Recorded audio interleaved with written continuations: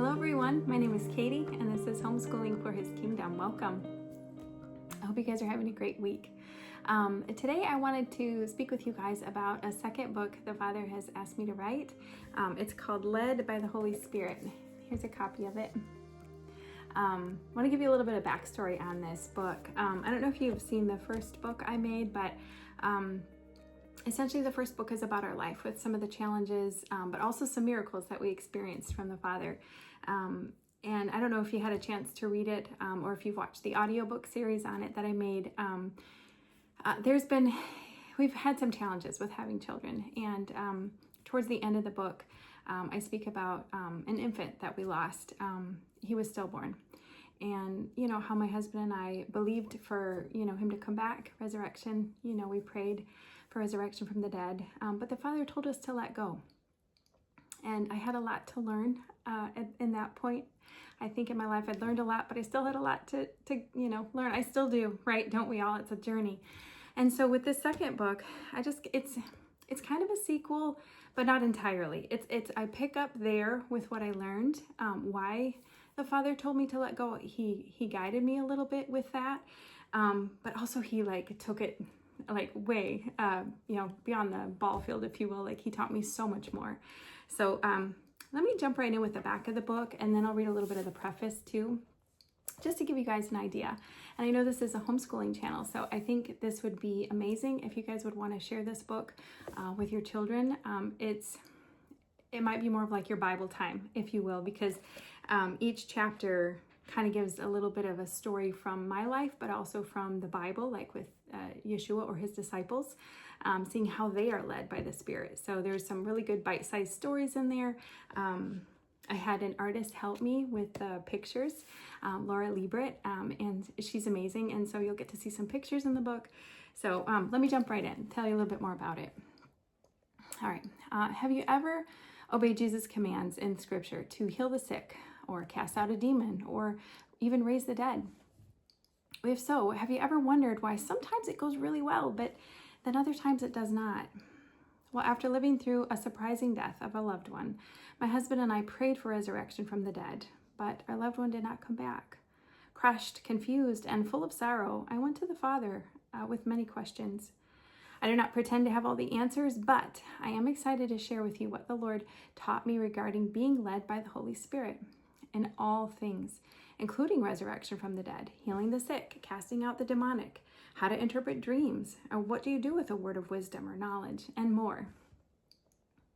I include many personal testimonies and Bible verses for support along the way.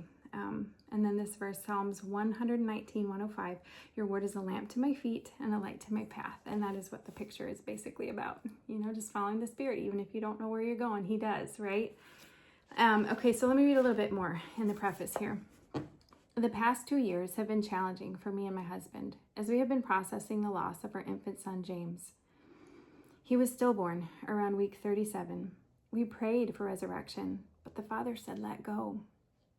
By his grace, we drew closer to the Father through this immense trial, allowing him to shape and mold us.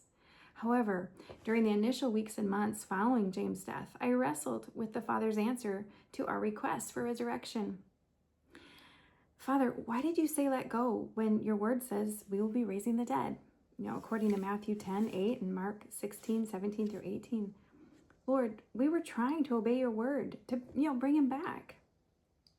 Then the Holy Spirit answered, listen, for as many as are led by the Spirit of God, these are the sons of God. Let me read it in the Passion Translation. The mature children of God are those who are moved by the impulses of the Holy Spirit. That's Romans 8:14. This deep revelation in this simple verse was amazing. In fact, it was the catalyst that led me to write this book. The impression from the Holy Spirit in those moments was that even with a command in Scripture like cast out the demons, raise the dead, heal the sick, the mature children of God will ask, do you want me to raise this person, Lord? Do you want me to lay hands on this person who is sick for healing? How are you moving in this situation right now so I can join you? The scales began to fall from my spiritual eyes and heart. What seemed like a huge contradiction was not at all.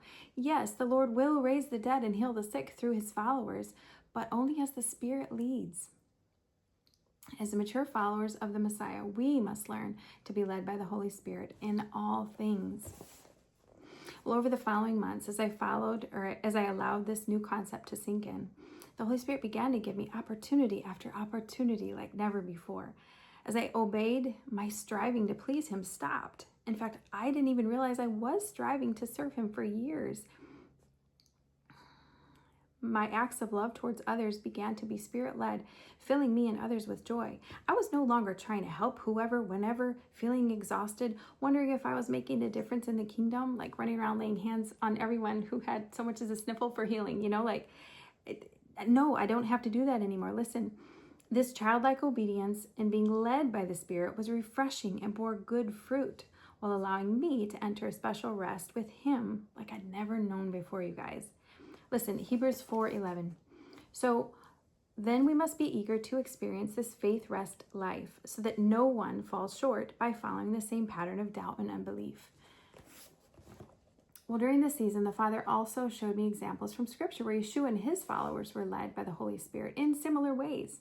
I'm excited to share these examples from Scripture and many personal testimonies of being led by the Holy Spirit as well. I'm finding that being led daily increases my maturity in the Messiah and then allows me to bear richer and better fruit for Him, like in John 15:1-2. So essentially, this book is going to be packed with examples of how the Father taught me to be led and how I obeyed. Now, I don't make myself come out shining like a peach every time. I will show you examples where I messed up so that you guys don't mess up. But I do show where I was successful too in obedience, being led, and then obeying, and it went well. So let me give you some quick chapter titles, not every single one, but just so you get a little bit of a taste. If you wanted to read a chapter a day to your kiddos. Okay.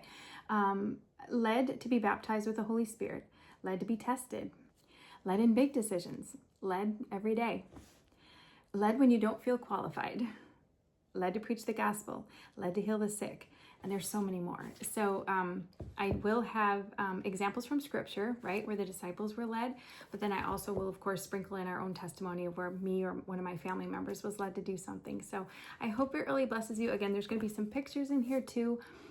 It is available for sale if you would like to get a copy. However, if that doesn't fit your budget, I am planning to do an audio book series. So as the Father gives me time, I'm planning to come on and read chapter by chapter so that you guys can follow along that way if that works better for you.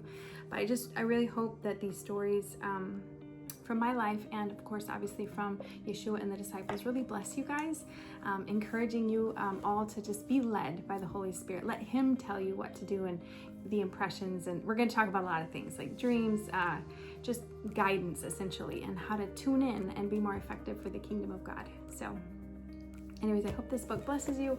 Again, it's called Led by the Holy Spirit. So hope you guys are having a great week, and I will talk to you later.